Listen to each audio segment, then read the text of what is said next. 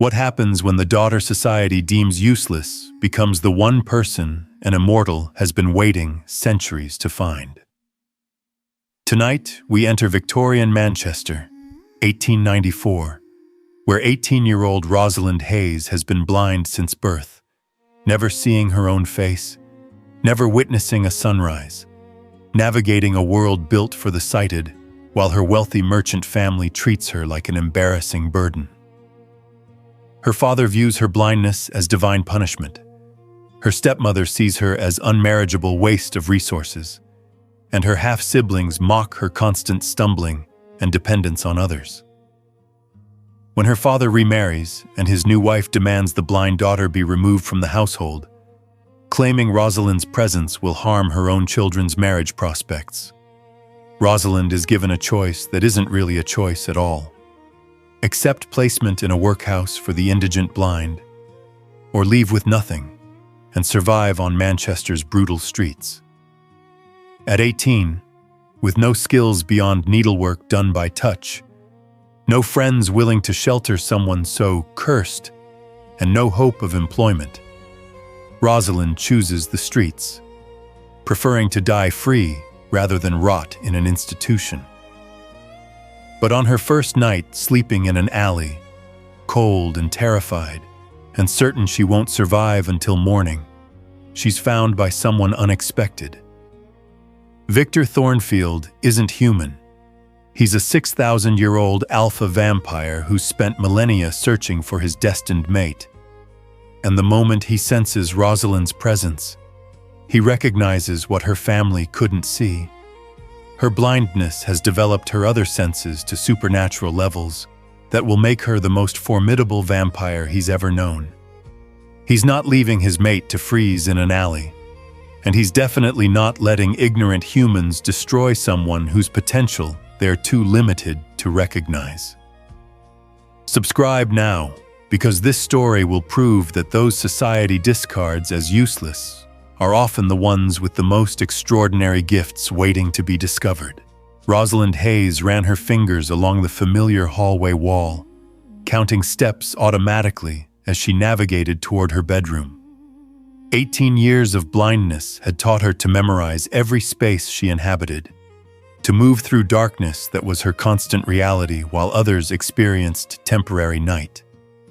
The blind girl is finally leaving. Her stepsister Catherine's voice drifted from the parlor. Mother convinced father that keeping Rosalind here will ruin our chances of good marriages. What gentleman wants to ally his family with one that has a cursed, blind daughter? About time, her stepbrother Richard agreed. She's useless anyway. Can't see to do real work, constantly needs assistance. Embarrasses us in public when she stumbles or knocks things over. The workhouse is the appropriate place for defective charity cases. Rosalind pressed against the wall, trying to make herself invisible through stillness.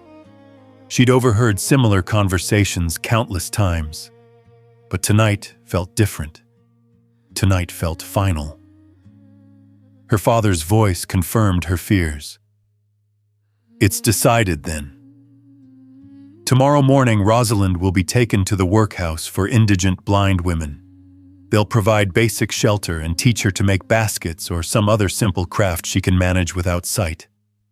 It's more than she deserves, frankly. I've wasted 18 years feeding and housing a daughter who can't even see well enough to attract a husband. What if she refuses to go? Her stepmother Margaret asked. Then she leaves with nothing, her father stated coldly. No money, no references, no family support. She can try surviving on the streets and discover quickly how impossible that is for someone with her limitations. The workhouse will seem preferable after a few cold nights in alleys. Rosalind felt something break inside her chest. She'd known her family resented her blindness, but hearing them discuss her disposal so casually, as if she were broken furniture to be discarded, made the rejection devastatingly real. She could accept the workhouse.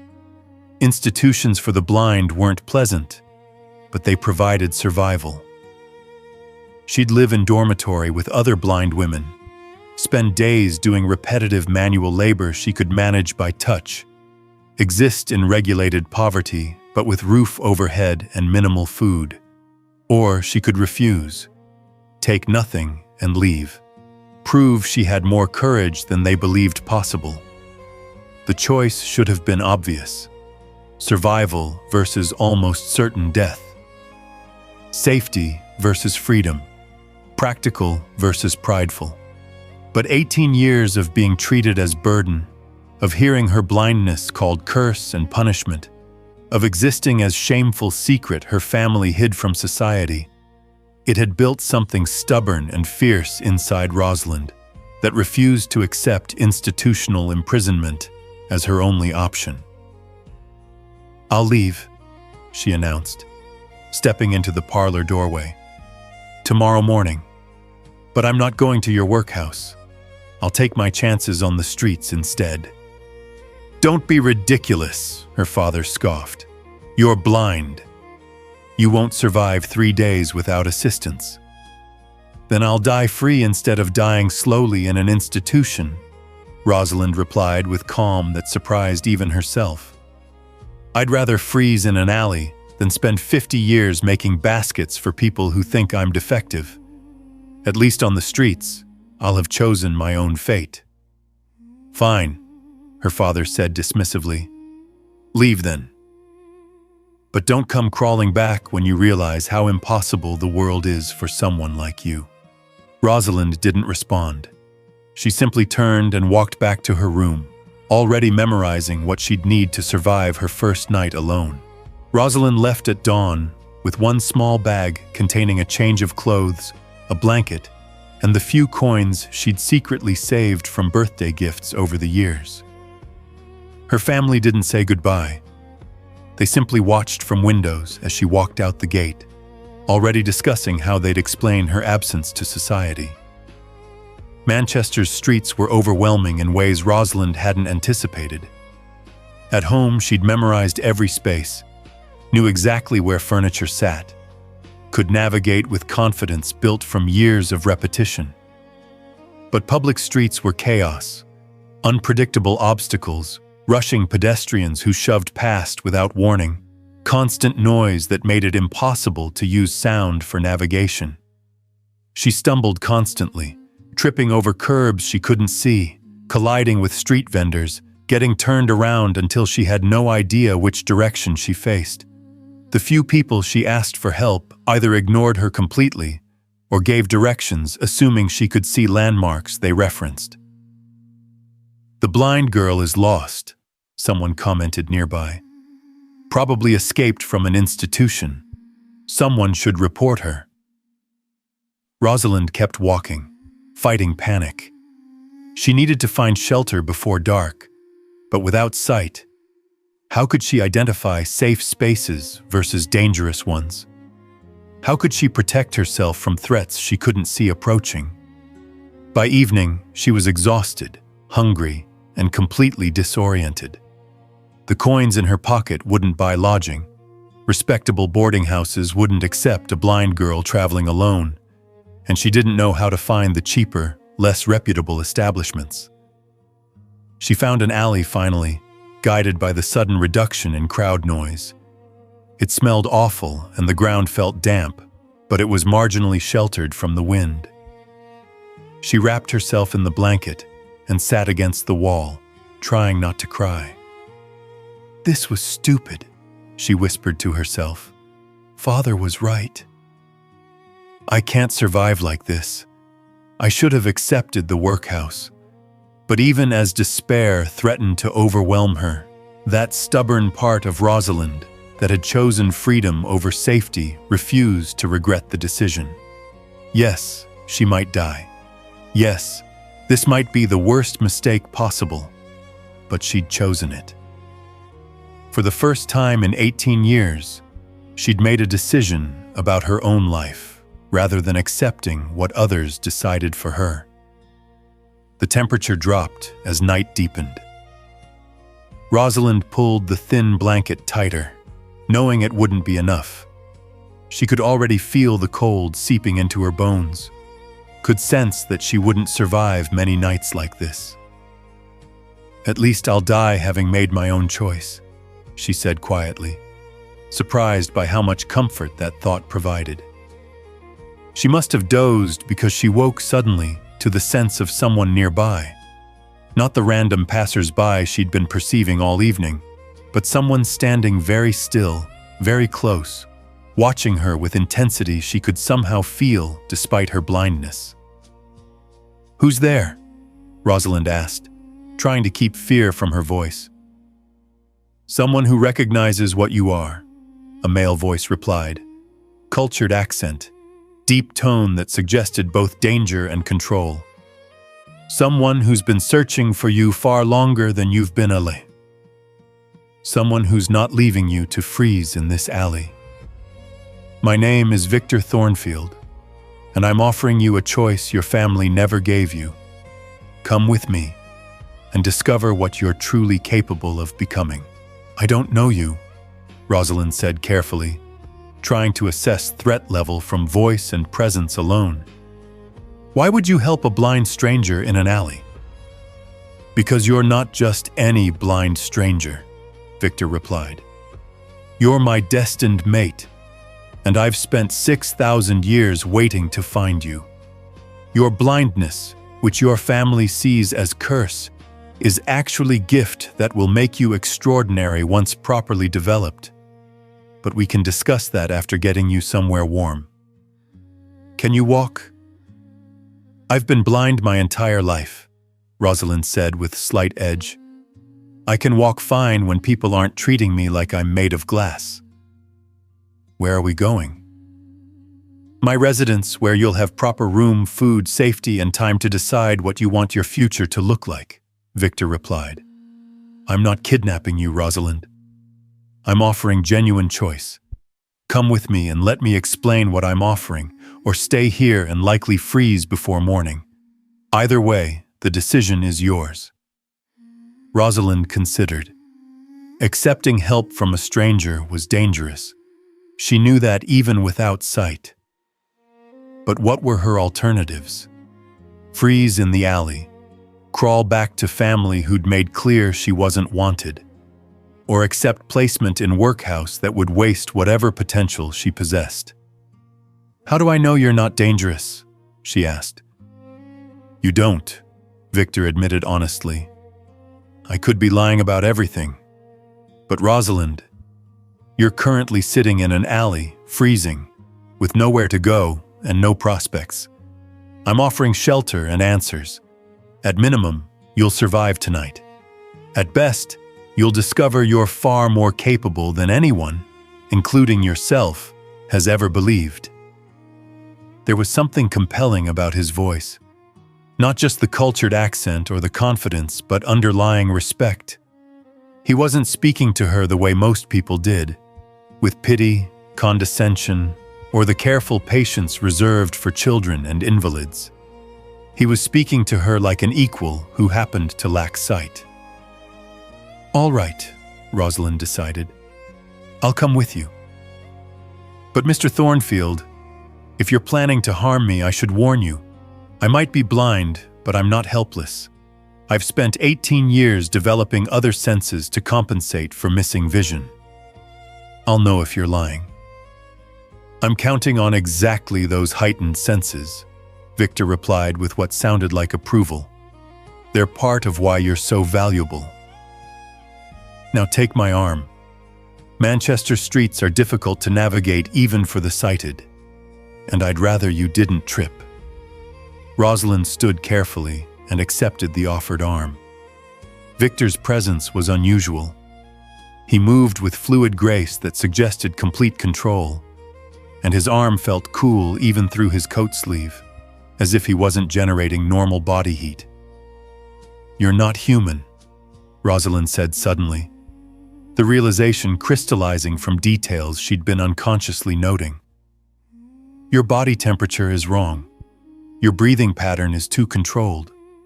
And there's something about your presence that feels old, ancient. What are you?" Perceptive, Victor replied with clear satisfaction. Let's get you somewhere warm, and I'll explain exactly what I am and what I'm offering you. I think you'll find the truth far more interesting than anything your limited family could have imagined. Victor's residence was unlike anything Rosalind had experienced. Even without sight, she could sense the quality. Thick carpets that absorbed sound differently than cheap fabric, furniture that felt like real wood rather than rough construction, air that smelled of luxury rather than the stale poverty she'd known. "You're wealthy," she observed as Victor guided her to a chair near what she could sense was a fireplace, the heat radiating in a pattern that suggested well-maintained hearth rather than smoking coal stove. "I've had 6,000 years to accumulate resources," Victor replied. "Now, I promised you explanations.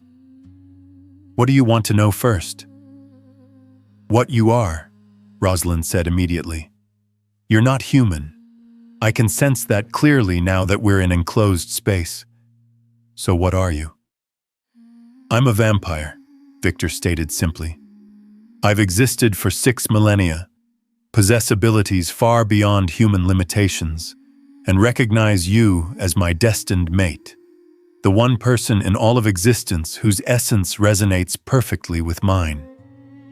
Your blindness, which humans see as disability, has actually developed your other senses to levels that approach supernatural perception. Once transformed into vampire yourself, those abilities will become genuinely extraordinary." Rosalind absorbed this information with surprising calm. Perhaps spending years perceiving things others couldn't see had prepared her to accept extraordinary explanations. "You're offering to transform me into a vampire?" "Eventually, if you choose it," Victor confirmed, "but not immediately. I want you to understand what you are first, what you're capable of even as human. Your family dismissed you as useless because you lack sight. But Rosalind, you've developed compensatory abilities they couldn't recognize. Your hearing is exceptional. Your sense of touch allows you to perceive details others miss. Your spatial awareness is extraordinary despite your blindness. Those aren't just compensatory skills. They're foundations for supernatural abilities that will be remarkable once enhanced by vampire nature." "Why do you care?" Rosalind asked. "Even if this mate bond is real, why would you want someone blind? Wouldn't you prefer someone who can actually see?" "Sight is overrated," Victor replied with dry humor. "I've had 6,000 years of visual input. What I value is perception, the ability to sense truth others miss, to navigate by awareness rather than just visual data, to develop senses most beings neglect entirely. Your blindness forced you to develop exactly those abilities. You perceive the world differently than sighted beings do, and that difference is valuable, not defective." "My family called my blindness a curse," Rosalind said quietly. "Your family were fools who couldn't recognize gift when it was living in their home," Victor replied bluntly. "Rosalind, I'm not offering charity or pity. I'm offering genuine partnership with someone whose potential they were too limited to see. You can accept, take time to develop your abilities, and decide about transformation, or refuse and I'll help you establish independent life without obligation to me. But please understand, you're not useless, defective, or cursed. You're remarkably perceptive in ways most beings never achieve. The question is whether you're willing to discover just how extraordinary you actually are." Rosalind felt tears threatening. After 18 years of being told she was burden, someone was claiming she had value. "I want to discover it. Whatever I'm capable of, I want to know." "Then we begin training tomorrow," Victor said with satisfaction. Welcome to your actual life, Rosalind. The training began immediately. Victor started by having Rosalind identify objects purely by sound, dropping items at various distances and asking her to pinpoint their location and identity from the noise they made hitting surfaces. Your hearing is already far beyond normal human range, Victor observed as Rosalind correctly identified a coin landing on carpet 15 feet away. But you've been using it defensively, just for basic navigation and safety. I'm teaching you to use it offensively, as tool for gathering information most people miss entirely.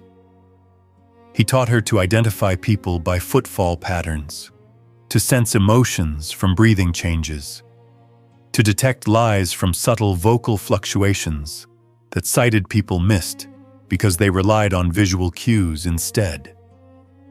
Within days, Rosalind could enter a room and immediately assess how many people were present, their approximate locations, and their emotional states, all from sound and air movement alone. "This is remarkable," she breathed after successfully navigating an obstacle course Victor set up, while blindfolded himself to prove it was possible. "I never realized how much information was available if I just knew how to access it." "That's because no one taught you," Victor replied. "Your family saw your blindness as limitation, requiring management, rather than difference requiring development. They were trying to make you function as poorly sighted person, rather than as highly perceptive blind person. Those are completely different approaches with completely different outcomes." The touch training was equally transformative. Victor taught Rosalind to read surfaces for information beyond just identification. Temperature variations that indicated recent use, texture changes that revealed wear patterns, subtle vibrations that suggested hidden mechanisms or hollow spaces. "You're developing sensitivity that approaches psychometry," Victor explained as Rosalind correctly identified that a chair had been sat in recently and by someone agitated based purely on residual warmth patterns and fabric compression. The ability to perceive information from objects through touch. It's rare even among supernatural beings, but your blindness has been preparing you for it your entire life. But the most dramatic development was her spatial awareness. Without visual reference points, Rosalind had developed mental mapping abilities that allowed her to construct detailed three-dimensional models of spaces purely from sound, air movement, and touch. Victor enhanced this by teaching her to project that awareness beyond her immediate surroundings. "Close your eyes." "Well, not that it matters for you," Victor said with slight humor. "But relax your mind. Instead of actively perceiving, let information come to you passively. What do you sense about this building?" Rosalind focused, and suddenly she could feel the structure, not see it, but sense it as a complete entity. The rooms above and below, the people moving through corridors, the layout of spaces she'd never physically entered. "I can sense the whole building," she whispered in amazement. "I know where every room is, where people are moving, the basic structure of spaces I've never been in. How is this possible?" "Because you're developing supernatural perception even as human," Victor explained. "Your blindness removed visual interference, allowing other senses to develop beyond normal human limitations. Once you transform into vampire, these abilities will be extraordinary." "But Rosalind, even now, you're remarkable. Do you understand that? You're not defective. You're extraordinary." For the first time, Rosalind actually believed it. 3 months after leaving her family, Rosalind had transformed in ways that had nothing to do with vampire nature. She moved through Victor's residence with confidence, navigating without hesitation, perceiving details about her environment that amazed even Victor himself. You knew I was upset before I spoke, Victor observed one evening after Rosalind greeted him by asking what had bothered him. How?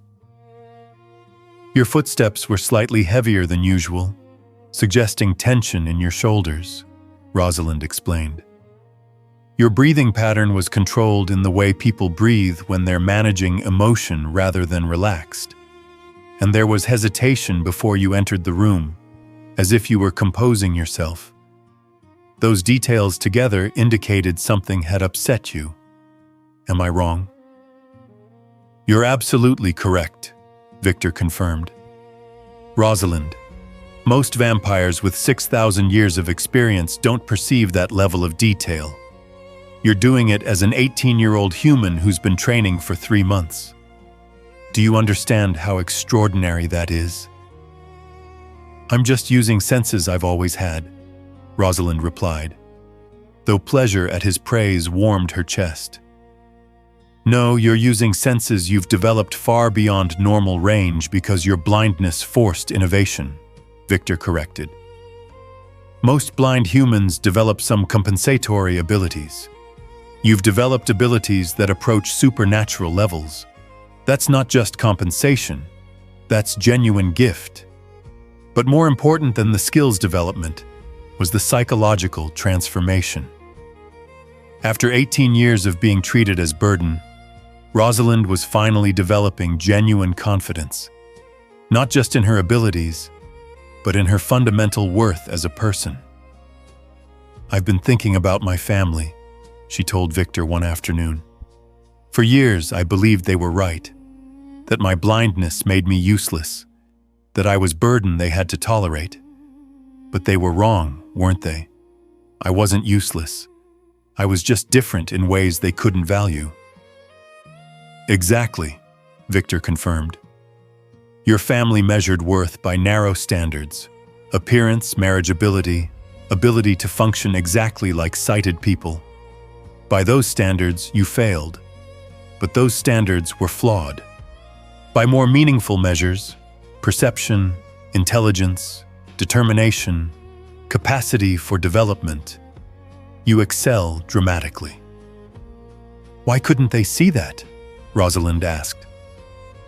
Because seeing it would have required them to question their own assumptions, Victor explained gently. It's easier to dismiss you as defective than to acknowledge their own limitations in recognizing value. But Rosalind, their failure of perception doesn't reflect on you. It reflects on them. I'm not going back, Rosalind said with certainty. Even if they came and apologized, even if they offered to take me back. I don't want to return to being the blind daughter they tolerate. I want to continue becoming whoever I'm capable of being without their limitations constraining me. That's wise, Victor agreed. You've outgrown them. Not despite your blindness, but because of how you've responded to it. They saw disability and gave up on you. You saw challenge and developed extraordinary abilities. That difference in perspective is why you're thriving while they remain limited by their own narrow thinking. Thank you, Rosalind said softly, for seeing what they couldn't. For showing me I was never broken, just surrounded by people too blind to recognize what I possessed. The irony of calling them blind isn't lost on me, Victor replied with dry humor that made Rosalind laugh. 6 months after Rosalind left her family, Victor raised the question they'd been avoiding: vampire transformation. They'd grown close over months of training, not just teacher and student, but genuine partners who respected and challenged each other. I need to ask about your future plans, Victor said during one of their evening conversations. You've been living here for months, developing abilities that exceed most vampires despite still being human. But we need to discuss permanent arrangements. Do you want to remain human, establish independent life for yourself? Or are you interested in vampire transformation? Rosalind had been expecting this conversation. What would transformation actually mean? Not just the powers and immortality, but the reality of it. 3 days of excruciating pain as your body dies and resurrects as something supernatural, Victor explained honestly. Your already extraordinary perception will amplify to levels you can barely imagine. You'll need to feed on blood regularly, though killing isn't necessary if you prefer ethical feeding. Sunlight won't kill you as folklore suggests, but will cause discomfort. You'll watch generations of humans be born and die while you remain unchanged. You'll leave human existence entirely. And the mate bond? Rosalind asked. How does that factor in? The mate bond creates extraordinary compatibility, Victor replied. It means relationship between us would be deeper than anything possible with non-mates. But Rosalind, it doesn't remove choice. You can reject transformation, reject me, choose human existence. The bond creates attraction and connection, but acting on it remains entirely your decision. If I stayed human, what would happen? Rosalind pressed. I'd help you establish independent life, Victor promised. Perhaps open a school teaching blind children the perceptual skills you've developed. You'd live normal human lifespan, might marry someone human, experience mortal existence. Your abilities would remain extraordinary by human standards, just not supernatural. But if I transform, I'd become something more, Rosalind asked. You'd become one of the most formidable vampires in existence, Victor stated. Your perception abilities, already remarkable as human, would become genuinely supernatural. You'd sense things 6,000-year-old vampires miss. You'd be legendary, Rosalind.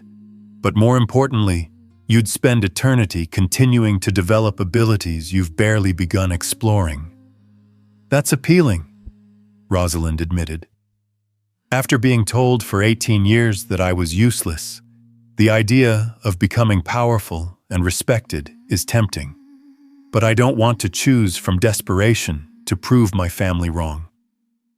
I want to choose because it's genuinely what I want. Then take more time, Victor suggested.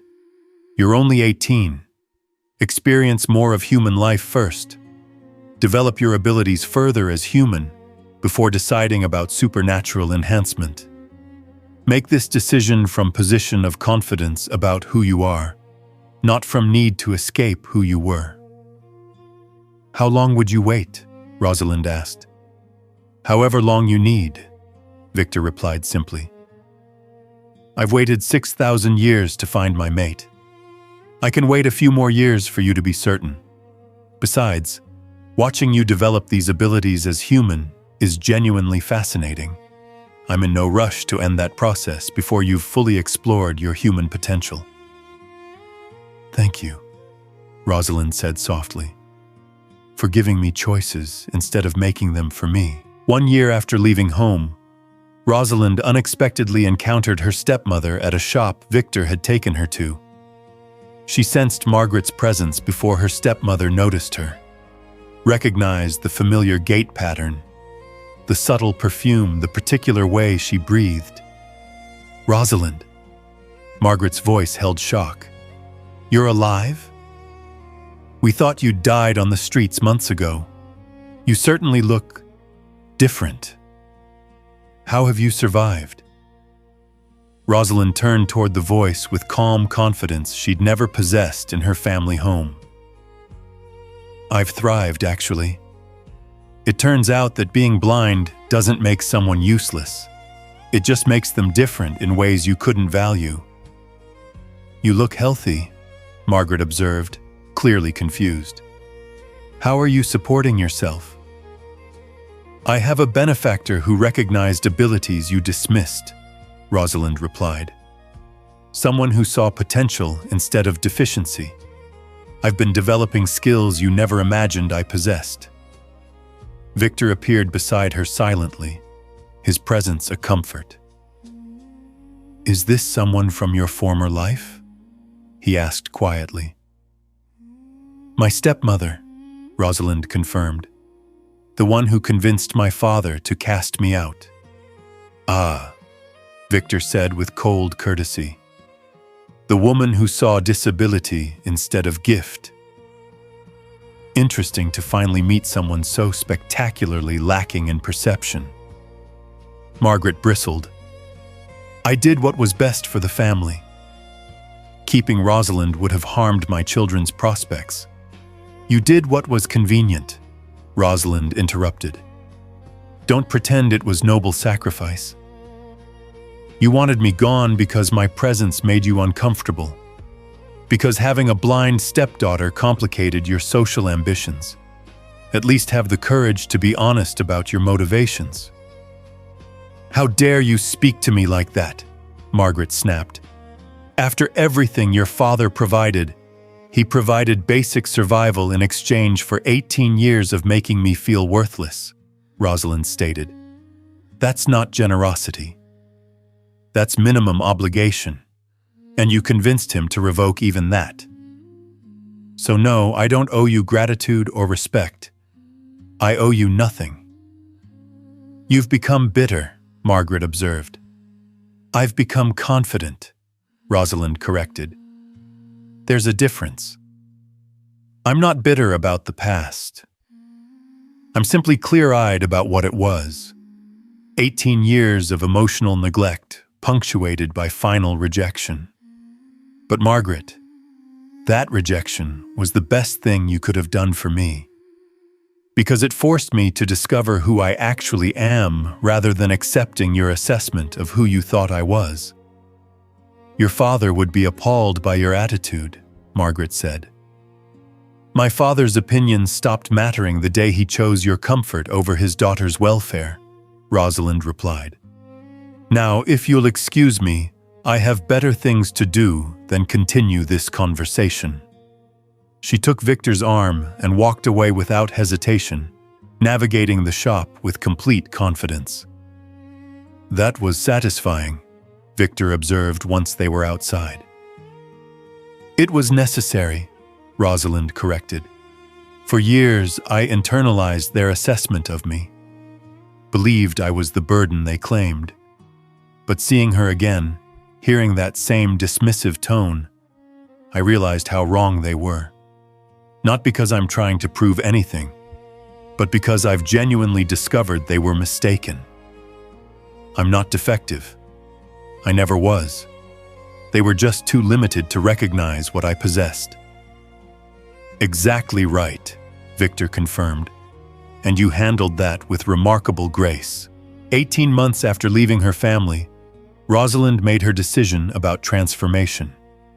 She was nearly 20 now, had experienced human independence, and knew with certainty what she wanted. I'm ready for transformation, she told Victor one evening.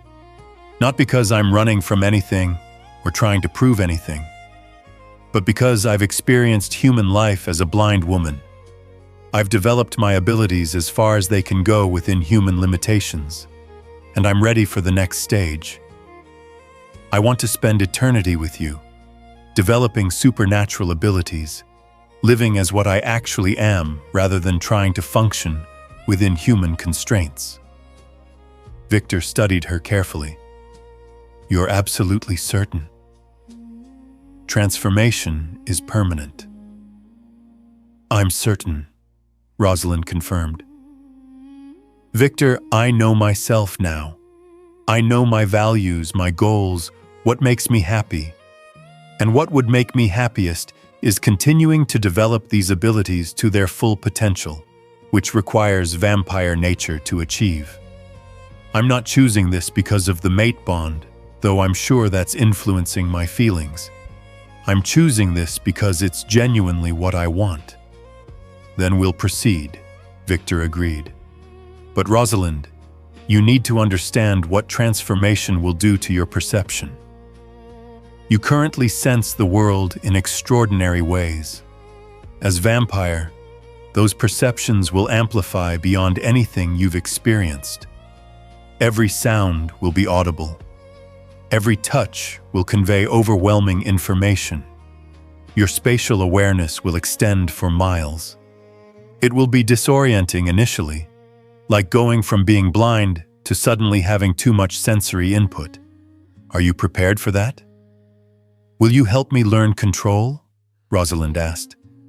Every step, Victor promised. Then I'm prepared, Rosalind stated. I've learned to manage overwhelming input before. I can learn again. And this time, I'll have you guiding me rather than struggling alone. When do you want to transform? Victor asked. Soon, Rosalind decided. I've already told the few human friends I've made that I'll be traveling. I've settled my affairs. There's nothing keeping me attached to human existence beyond momentum. I'm ready to begin my actual life, the one where I'm not constrained by human limitations or expectations. 1 week, Victor suggested. Give yourself time to be absolutely certain, to prepare mentally and emotionally. Then, if you still want this, we'll proceed.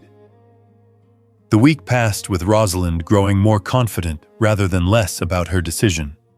She wasn't afraid of transformation. She was excited about it, eager to discover what her abilities would become when enhanced by supernatural nature, ready to spend eternity developing potential she'd barely begun to explore. I'm ready, she told Victor on the appointed evening.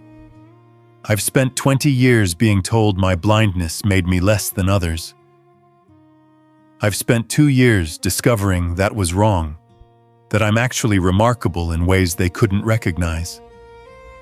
Now I want to spend eternity being everything I'm capable of becoming. Transform me, Victor. Make me your vampire mate. Let's discover together exactly how extraordinary I can be.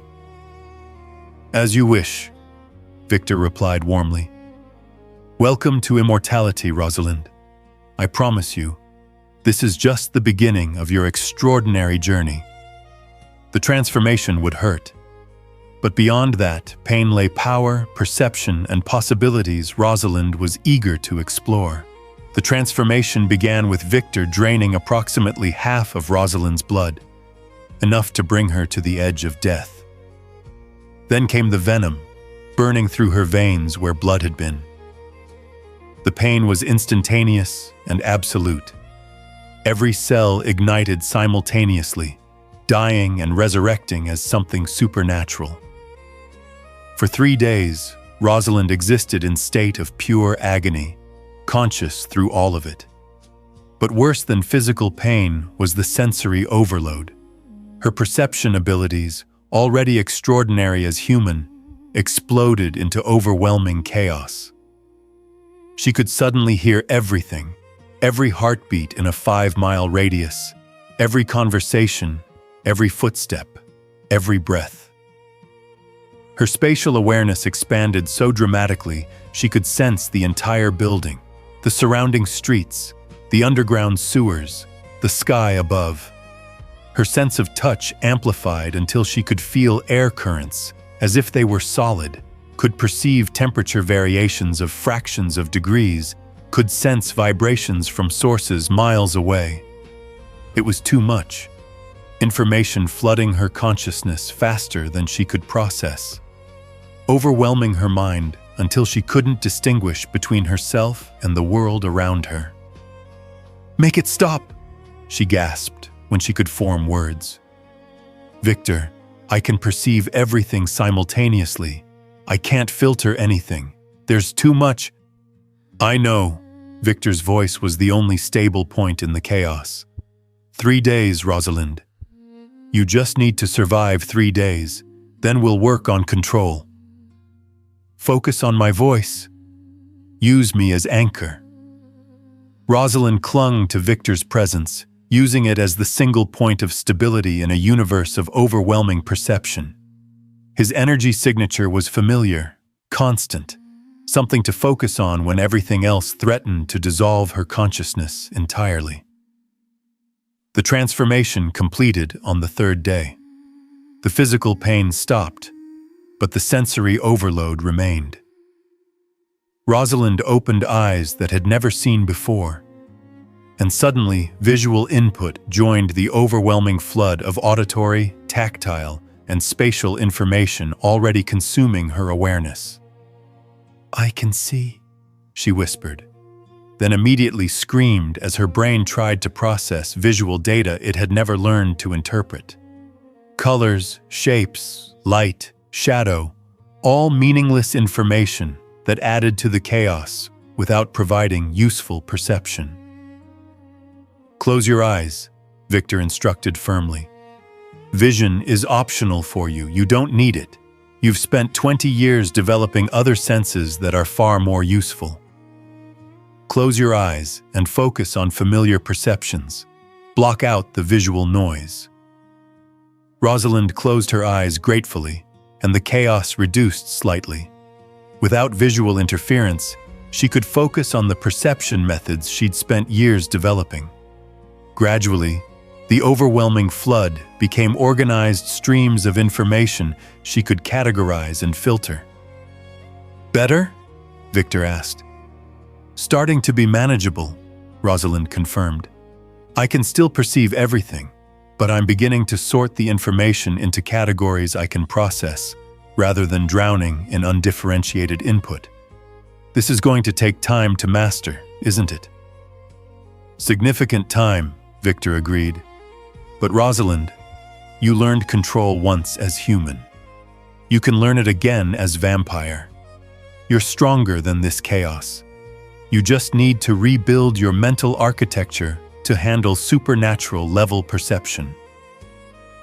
"Then let's begin," Rosalind said with determination. "I didn't survive 3 days of agony just to be overwhelmed by my own abilities." "Teach me control, Victor. Help me master this." The first year of Rosalind's vampire existence was devoted to mastering her exponentially amplified perception. What had been manageable with effort as human became tsunami of constant awareness as vampire.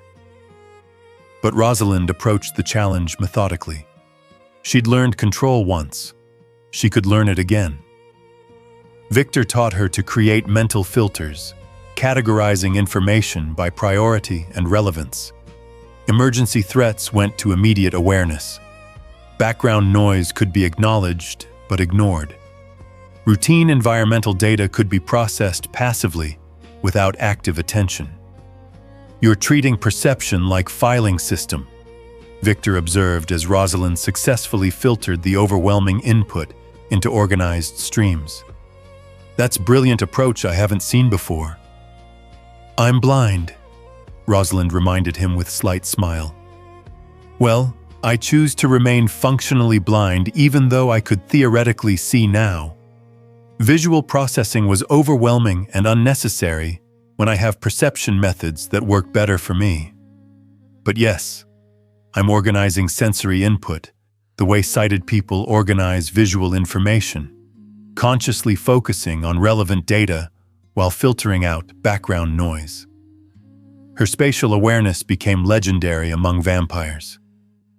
She could sense entire city blocks in perfect detail, could track individuals through crowds without direct perception, could navigate complex environments with precision that amazed even ancient vampires. "You move through space like you can see the future," another vampire observed after watching Rosalind navigate obstacle course without hesitation. "How is that possible?" "I can sense environmental patterns before they fully develop," Rosalind explained. "Air currents tell me about movement before it happens. Vibrations indicate upcoming events.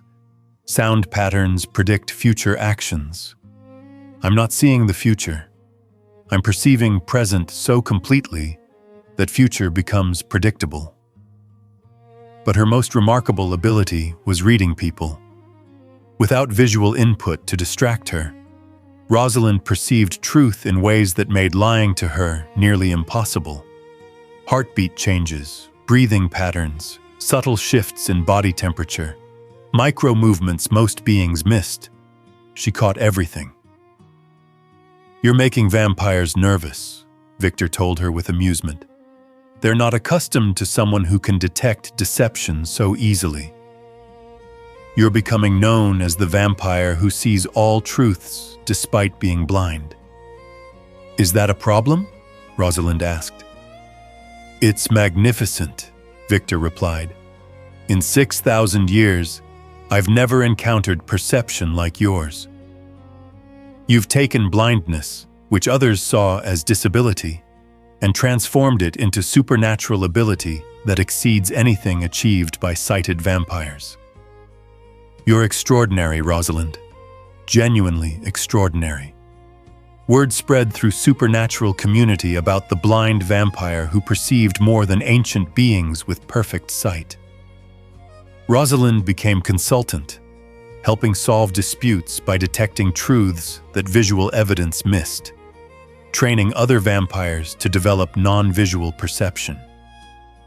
You're changing how vampires think about perception, Victor observed as Rosalind successfully taught a 3,000-year-old vampire to sense emotional states through sound rather than sight. That's revolutionary work. I'm just sharing what blindness taught me, Rosalind replied. That sight is one perception method among many, and not always the best one. Most beings rely so heavily on vision that they neglect developing other senses. I'm simply showing them what's possible when you're forced to develop alternatives. My blindness wasn't curse. It was preparation for abilities most beings never imagine achieving. Your family had no idea what they discarded, Victor said. Their loss, Rosalind replied with a smile. And my freedom. 50 years after Rosalind's transformation, she'd become legendary throughout supernatural community.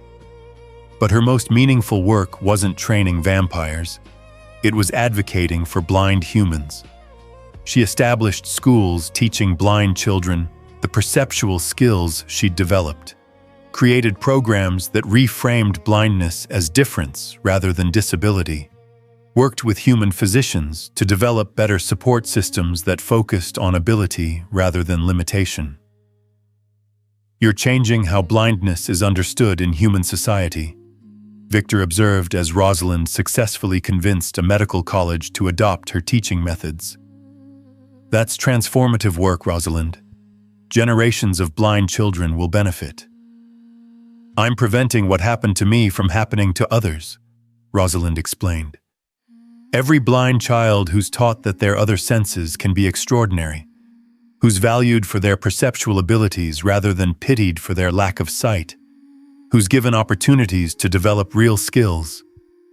That's one less person being told their useless burden. I can't change my own past, but I can influence countless futures. Their relationship had deepened across decades into partnership that transcended mate bond. They worked together, complemented each other's abilities, built life together that honored perception in all its forms. Do you ever regret losing your family? Victor asked one evening as they reflected on the 50 years since Rosalind left home. I regret the years wasted being made to feel defective, Rosalind admitted. But I don't regret leaving. They couldn't value me because they measured worth by narrow standards I didn't meet. You valued me because you recognized potential they missed. That difference in perspective is why I'm thriving with you, while they remained limited by their own blindness. And yes, I'm using that term deliberately. The irony of calling sighted people blind isn't lost on me, Victor said with amusement. They were blind to what mattered, Rosalind clarified. They could see faces, colors, visual markers of status, but they couldn't see ability, potential, worth that didn't fit their preconceptions. In that sense, they were far more blind than I ever was. I couldn't see visual input, but I could perceive truth. They had perfect vision, but couldn't recognize value that didn't match their expectations. A century after Rosalind's human death, vampire historians documented her story. The blind girl cast out who became legendary vampire, They called her the all-perceiving one, the vampire who saw truths others missed despite lacking sight. But Rosalind had simpler understanding. She'd been told she was useless, believed it briefly, then discovered the truth. She'd always been extraordinary in ways limited minds couldn't comprehend. The blind daughter became the vampire who perceived more than anyone with sight.